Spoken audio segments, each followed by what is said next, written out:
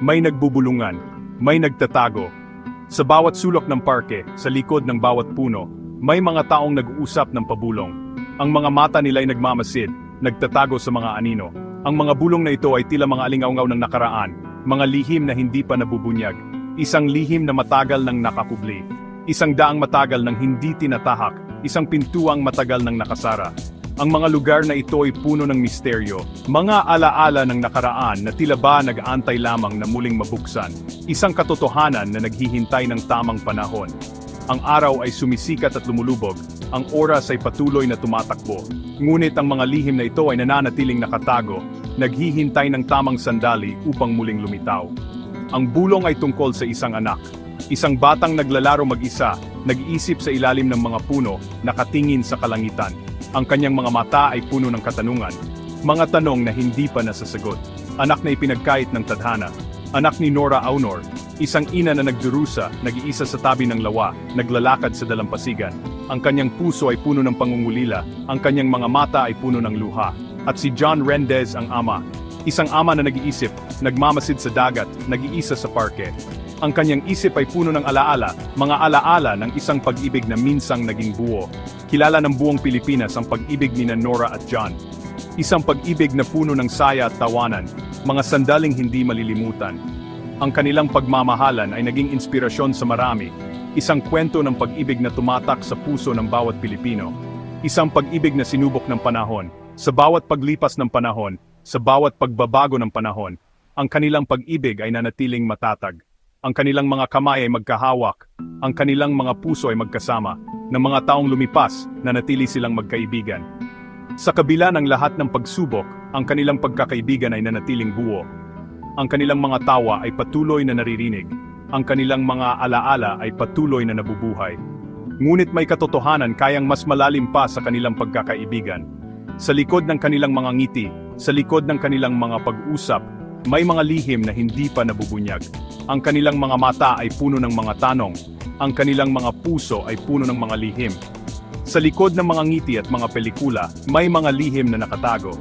Ang mga ngiti sa harap ng kamera, ang mga tawanan sa likod ng eksena. Lahat ng ito ay may mga kwentong hindi pa nasasabi. Mga lihim na kayang yumanig sa mundo ng showbiz. Ang mga kamera ng paparazzi, ang mga mikropono ng mga reporter, lahat ng ito ay naghahanap ng katotohanan. Ang mga lihim na ito ay may kapangyarihang yumanig sa mundo ng showbiz, mga kwentong kayang baguhin ang lahat. At ang katotohanan, kapag nabunyag, ay maaring magdulot ng sakit at bighati. Ang mga luha sa mata ng isang nag-iisa, ang mga hikbi sa tabi ng lawa, ang mga yakap sa sarili sa gitna ng kalungkutan. Ang katotohanan ay may kapangyarihang magdulot ng sakit, ngunit ito rin ang magpapalaya sa atin. Sumikat si Nora Aunor bilang isang mahusay na aktres. Si John Rendez, isang aktor na hinahangaan din ng lahat.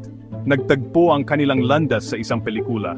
Doon nagsimula ang kanilang kwento, isang pag-ibig na puno ng saya at lungkot.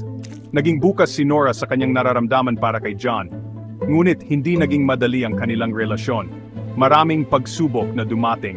Ang pamilya ni Nora hindi boto kay John. Maraming hindi naniwala sa kanilang pagmamahalan, ngunit ipinaglaban nila ang kanilang pag-ibig. Sa gitna ng kontrobersya, nabuntis si Nora, isang anak na magiging simbolo ng kanilang pag-ibig, ngunit may takot sa kanilang mga puso. Takot na husgahan sila ng mundo. Napagpasyahan nilang ilihim ang bata, ibinigay sa pangangalaga ng isang malapit na kaibigan. Isang desisyon na magdudulot ng sakit at pangungulila. Tahimik na lumaki ang bata, malayo sa limelight, malayo sa mga magulang na hindi niya nakilala. Ngunit ang tadhana ay may ibang plano. Ika-7 kaarawan ni Nora, isang araw na puno ng kasiyahan at pagdiriwang. Ang araw na ito ay hindi lamang isang simpleng kaarawan, kundi isang espesyal na okasyon na pinaghahandaan ng lahat. Isang engranding selebrasyon ang inihanda. Ang buong lugar ay puno ng makukulay na dekorasyon at masayang musika. Ang bawat sulok ay puno ng buhay at saya, na tila ba walang katapusan ng pagdiriwang. Dumalo ang mga malalapit na kaibigan at pamilya. Ang bawat isa ay may ngiti sa kanilang mga labi, masayang nagkukwentuhan at nagkakatuwaan. Ang mga bata ay naglalaro, habang ang mga matatanda ay nag-uusap at nagbabalik tanaw sa mga alaala. Naroon din si John, hindi maalis ang tingin kay Nora. Sa kanyang mga mata, may halong pag-aalala at pagmamahal. Tila ba may nais siyang sabihin, ngunit pinipili niyang manahimik. Sa gitna ng kasiyahan, biglang tumingin si Nora sa mga anak.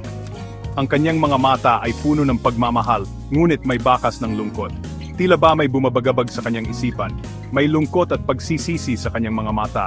Humingi siya ng tawad sa mga pagkakamali niya, sa mga pagkakataong hindi siya naging sapat.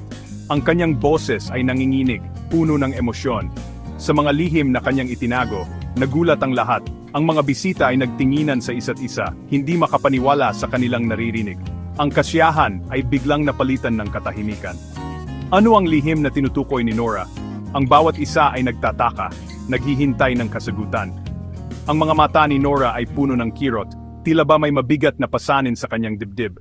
May kirot sa kanyang mga salita. Ang bawat kataga ay puno ng damdamin, na tila ba bawat isa ay isang sugat na muling nabubuksan. Ang kanyang mga mata ay puno ng luha, ngunit pilit niyang pinipigilan. Parang may gusto siyang sabihin, ngunit pinipigilan ang sarili. Ang kanyang mga labi ay nanginginig, ngunit walang salitang lumalabas. Ang bawat isa ay naghihintay, umaasang maririnig ang kanyang mga saloobin. Samantala, ang anak ni Nora at John ay unti-unting natutuklasan ang katotohanan. Nakita niya ang mga lumang larawan, narinig ang mga kwento, puno ng pagtataka at pagkamangha ang kanyang puso. Hinanap niya ang kanyang mga magulang. Gusto niyang malaman ang katotohanan. Bakit siya itinago? Bakit siya iniwan? Maraming tanong na gumugulo sa kanyang isipan. Nang magkita sila ni Nora, isang mahigpit na yakap ang kanyang natanggap. Isang yakap na puno ng pagmamahal at pagsisisi. Kumalat ang balita na may anak si Nora kay John. Gulat na gulat ang publiko. Muling nabuhay ang kontrobersiya.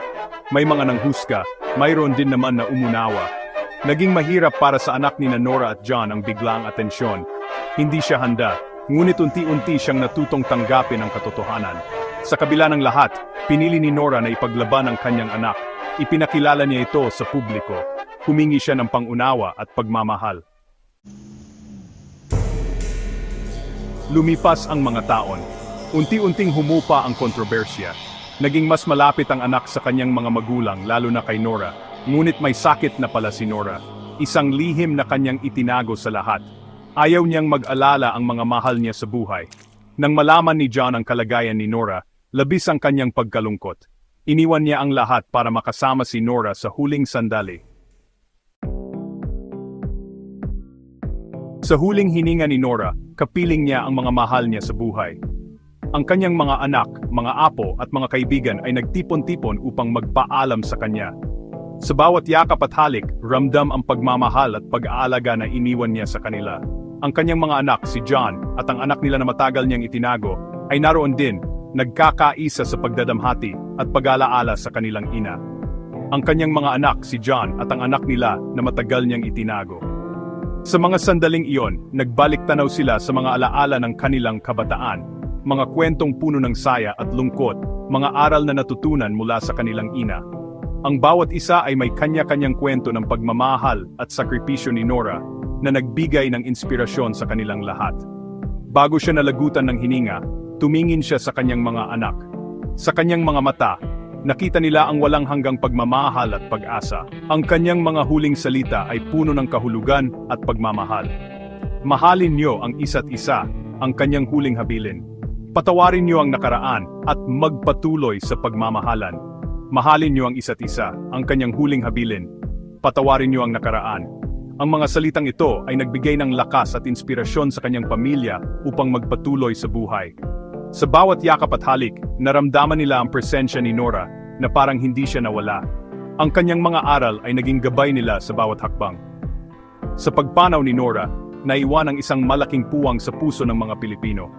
Ang kanyang mga pelikula, mga awit at mga kwento ay nagbigay ng inspirasyon sa maraming tao. Ang kanyang buhay ay isang patunay ng walang hanggang pagmamahal at pagpapatawad. Ang kanyang alaala ay mananatili sa puso ng bawat isa na kanyang minahal at inalagaan. Ngunit ang kanyang alaala, ang kanyang mga pelikula at ang kanyang kwento ng pag-ibig at pagpapatawad ay mananatili magpakailanman. Ang kanyang pamana ng pag-ibig ay patuloy na magbibigay inspirasyon sa mga susunod na henerasyon. Sa bawat alaala, sa bawat kwento, si Nora ay buhay na buhay sa puso ng bawat Pilipino. Ang kanyang kwento ay isang paalala na ang tunay na pagmamahal ay walang hanggan.